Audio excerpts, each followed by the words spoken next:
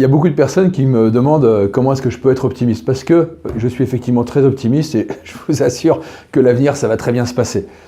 Mais il y a plein de raisons à ça. D'une part, parce qu'on est arrivé aujourd'hui tellement bas que ça va être quand même difficile de descendre plus bas, mais finalement, ce n'est pas une raison qui est tellement valable. L'autre raison, ou une des autres raisons, c'est que l'optimisme, d'abord, c'est une force.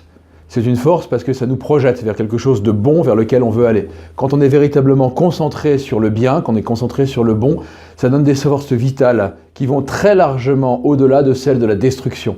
Parce qu'on est automatiquement dans la création et on est forcément dans la relation. Parce que les ondes positives aussi que l'on peut développer va faire que l'on va attirer d'autres révolutionnaires positifs avec nous. L'autre point pour lequel je suis optimiste, c'est que le combat que nous menons aujourd'hui, qui est un combat pour une forme de bien, qui est un combat pour la vie, qui est un combat pour la joie, pour la paix, mais ce combat-là fait qu'on se retrouve avec des personnes avec qui on est en phase et avec qui on construit.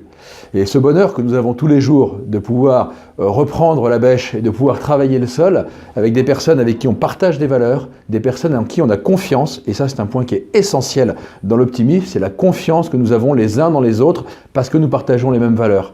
Donc cet état de travail humain et de co-construction m'incite à être totalement optimiste. L'autre point, qui est peut-être un petit peu plus spirituel, mais c'est que la vie est d'une puissance extraordinaire. Depuis 4 milliards d'années, elle a survécu finalement à tous les grands enjeux qu'elle a pu rencontrer.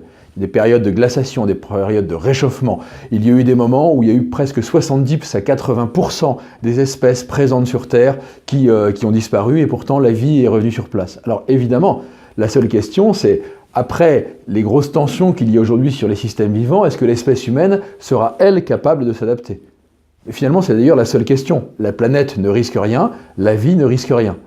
Mais simplement, ayant-nous conscience de la puissance de la vie, s'associer avec le vivant, que nous sommes capables de comprendre en partie, profiter de sa vigueur, de son énergie vitale, pour pouvoir reconstruire, nous avons une alliée qui est la plus puissante qu'il n'y ait jamais eu sur Terre. Donc je suis optimiste parce que je crois en la vie, parce que j'observe les systèmes vivants, que je vois leur puissance, et que même l'histoire de l'agriculture, finalement, ce n'est qu'une alliance entre l'intelligence humaine et la puissance de la vie, et que ça, on peut le refaire encore aujourd'hui. Donc voilà plein de raisons que j'ai à être optimiste, mais de toute façon, quand vous voulez mener un combat aussi important que celui que nous avons à faire aujourd'hui, si vous n'êtes pas optimiste, vous savez déjà que vous avez perdu. Les seules batailles qui sont perdues, c'est celles qu'on ne mène pas. Le moment où la guerre s'arrête, c'est quand un dépose les armes. Et pour continuer à vouloir construire, eh bien automatiquement, il faut avoir cette vision positive de là où on veut se projeter.